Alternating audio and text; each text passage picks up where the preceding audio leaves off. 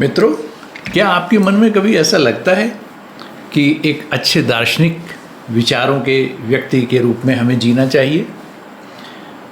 यदि ऐसा लगता है तो इसके लिए बहुत ज़रूरी नहीं है कि आप दर्शन की ढेरों किताबें पढ़ डालें। इसकी कोई आवश्यकता नहीं है, वो तो आदमी शौक़ से पढ़ता है।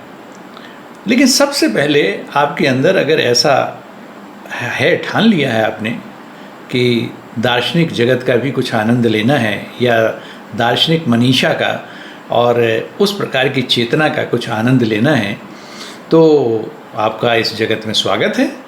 लेकिन इसके लिए आपको कुछ साहस की ज़रूरत है और कुछ शौक़ आपके मिजाज में होना चाहिए।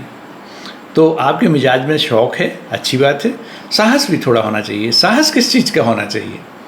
साहस इस चीज़ का होना चाहिए कि हमारे मन मस्तिष्क में अभी तक जो भी विचार के रूप में, अवधारणाओं के रूप में, धारणा के रूप में, विश्वास के रूप में, तमाम प्रकार की बहुत सारी चीज़ें हैं, तो हम इसके लिए तैयार रहें कि यदि उसके बौद्धिक आधार हमारे पास नहीं हैं, उसके इस प्रकार का कोई रैशनल फाउंडेशन हमारे पास नहीं है, तो हम इसके लिए तैयार रहें कि उसे रीराइट करें। रीराइट का अर्थ आप जानते ही हैं, डिलीट करें और नया कुछ लिखें।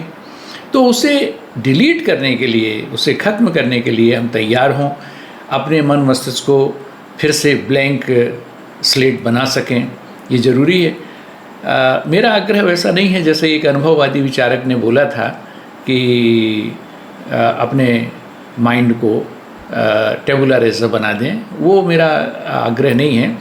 मेरा तो ये कहना है कि जो भी आपके अंदर सुपरीक्षित है, वेल एग्जामिन्ड है, बौद्धिक आधार वाला कोई विचार है, तो उसे रहने दें, उसे पहले वैसा ही लिखे रहने दें, कोई दिक्कत नहीं है। सब कुछ ख़त्म नहीं करना है, उसे रहने दें। और आपके जो सेंसेशंस हैं, जो फ्रेश सेंसेशंस आपके पास हैं, उन्हें भी रहने दें। उन्होंने कौन सा अपराध किया है? वे तो आपके ही सेंसेशन हैं, आपने ही संवेदन प्राप्त किए हैं अपनी इंद्रियों के माध्यम से, उन्हें रहने दें, उनका आनंद लें।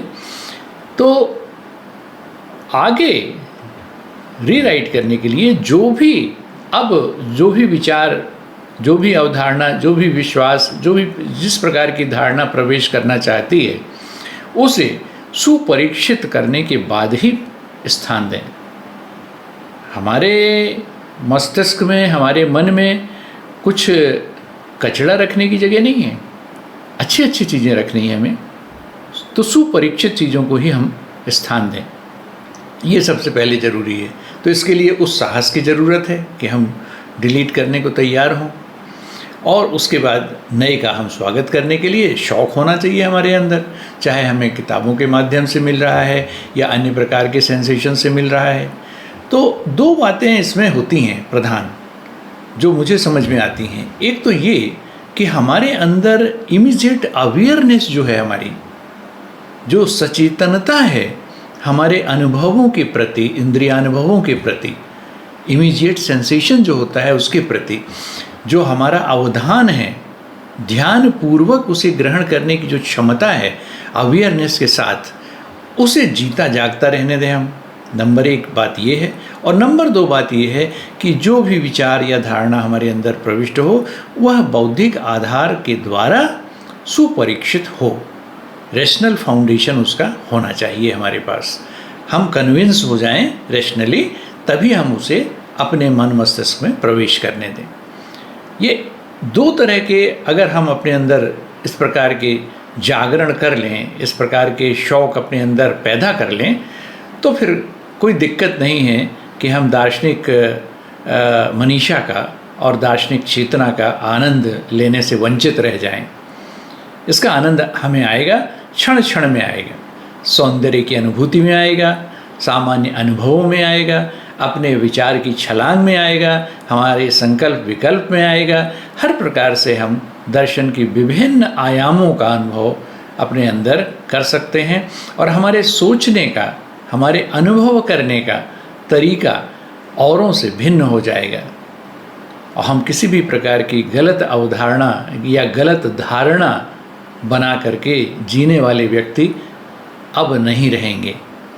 तो ऐसी शुरुआत कभी भी की जा सकती है। जीवन के पड़ाव में किसी भी क्षण अगर हम ऐसा ठान लें कि हाँ, मुझे अब दार्शनिक विधा से अपने जीवन को जीना है, तो हम ऐसा कर सकते हैं। हम दर्शन के विद्यार्थी हों तो और ना हों तो।